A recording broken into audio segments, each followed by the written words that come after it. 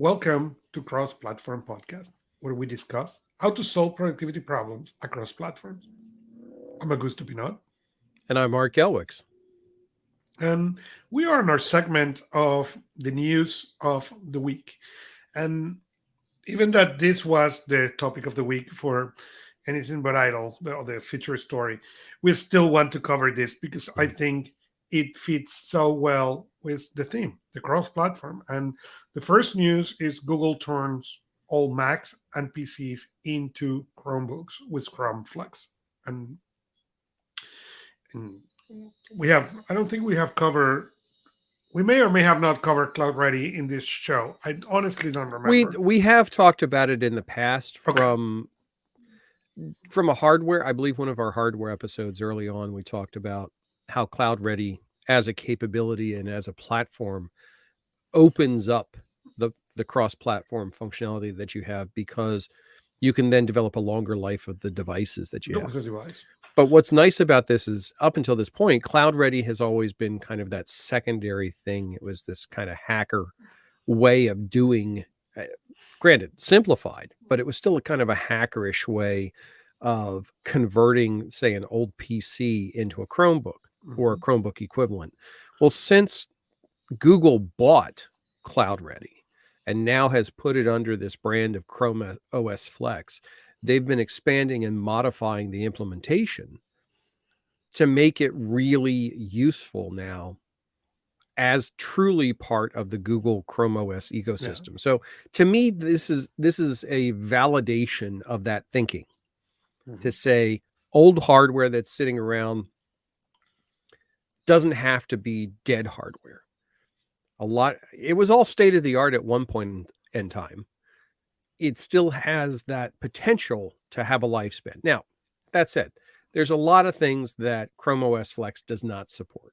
And they say outright, it doesn't support things like digital ink. It doesn't support certain driver configurations, but also we need to remember this is the first release that they do yes, of Chrome Flex. Okay, yes, they did not add the Play Store, but they add a bunch of other things. They add the official Chromebook, they add the Google Assistant, so they add a bunch of things. That again, this is the first official release, and I think that the fact that they moved the Chromium browser to the official Google Chrome, it is a fantastic thing. The fact that it's going to go into the schedule for updates of Chrome, it is a fantastic thing.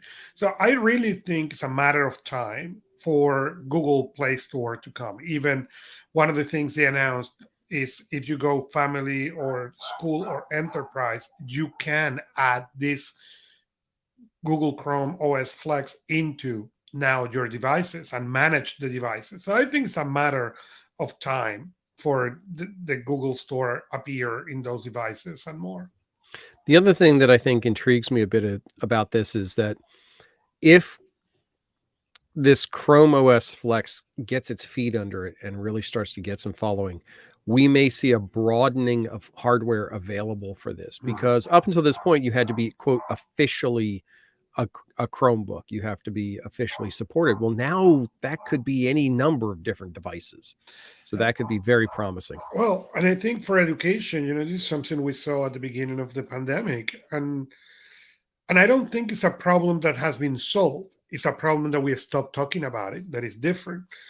Instead, in some schools, I get it, they were having more Chromebooks than kids. But no, that was not the reality for all schools. And now Chrome OS Flex will allow these schools to get this old hardware, to bring them in, to make it part of the school security and procedures and systems and everything else. And I think that is fantastic. It's much easier to go now and go to the parents and say, hey, if you have an old laptop laying around, consider donating to the school. We are going to put Chrome OS Flex, and now we can give your kid a Chromebook. Okay, and that is fantastic. I had a good friend of mine who called me months ago, and her grandmother needed a new computer, and he really was struggling with that because the grandmother did not want to change the laptop, because even that it was 57 pounds, okay, I think based on the model. She was comfortable with her 57 pound, but now you can go put, and actually what we did was that we did Cloud Ready. Okay. But now he can go and update from Chrome Flex and know that the security is there, that the security updates are going to come. So I think it's something really, really important. Yeah, it's good to see that this is continuing and it hasn't died on a back burner at Google. Like, Yeah, that I was my think biggest I fear when think they many bought it. people were concerned about that it was a buy to kill off, and this has no indication that that's the case. So that's a good No, thing. and actually, I went to the Google to the release notes, and when I read the release notes, I got really excited because Mhm. I, like you said, I don't think this is a project to kill. It is a project where we are going to bring really some revolution into it. Hey, maybe they'll use this as the underpinnings of a future phone. I don't know. We'll see. We will see. Second news article for the week. This is one that I dug out that I think it's a small article, but if you're a Google Drive user, it's a nice set of functionality that they've added in. They've added in what they're calling search chips. And basically what this is filtering tied to search. So, for example, if you go into Google Drive and you're trying to locate a file, you may put in a term like release notes. Well, now with the search chips, you can say find release notes for anything that was written in the past year, but that is a document that was done by a particular person. That criteria is all applicable not through the query string, but actually through drop-down selections. It makes it much easier to be able to apply that filtering to your search than trying to put in the logic parameters into the string. Again, it's not a game changer, but I think it'll open up this functionality to a larger audience because honestly, the Google search string can be a little convoluted when you're trying to dig for something specific. Yep. The, I think this is going to be really, really interesting. And our last news this week is Sony is going to make you holy. yes, yes, they have made a set of donut headphones. Well, they're not donut headphones. What they are, they're called Link Buds. And they're new earbuds that Sony has released. And when you look at them, you go, did they finish these? Is there a part missing? Because literally there's a hole in the middle of them. The premise is that Sony is positioning these as a wear all the time type of device. Because there's a hole in the middle, you still have hearing for ambient sound around you. You're not blocked off from the world. And they use a uniquely designed donut shaped driver to provide the audio from the headset or from the earbuds itself. And I think that's really interesting because I know several of us on the shows wear what we call the aftershock style, which is an over the ear bone conductive one. Right. And one of the big benefits of that is because of the fact that you can hear the world around you. The earbuds I wear all the time have an ambient sound function, but that's done through the microphones and done electronically.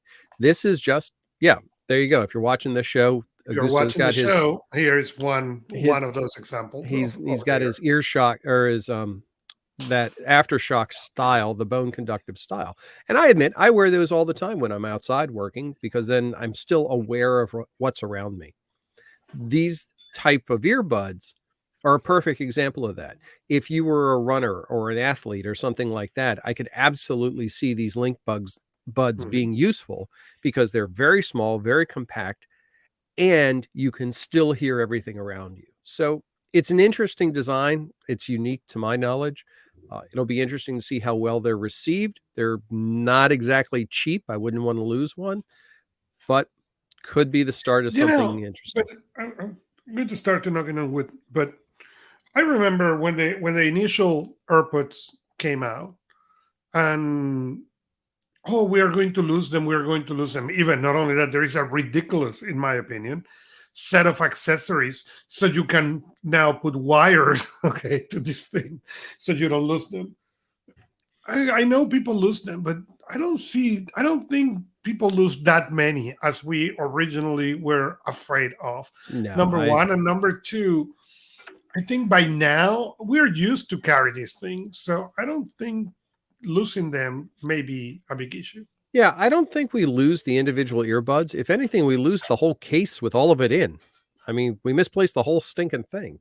At least that's what I've seen from people. So yeah, those are the 3 news articles that I wanted to pull out this week. I think, again, when we look at from a cross-platform perspective, whether it's being able to continue using hardware, being able to use software more effectively, regardless of the tool that we're using it on, something like a Google Drive, or being able to use accessories that allow us to work in various environments and move about without being locked into an individual place. All of that, I think, really helps us keep this cross-platform mindset going. Yep. And with this, follow us where you like to listen podcast, like us, or subscribe to us and leave us a review. You can also interact with us in personalproductivity.club. We're Augusto Pinaud and Art Gelwicks. See you next time on your favorite device. Thank you.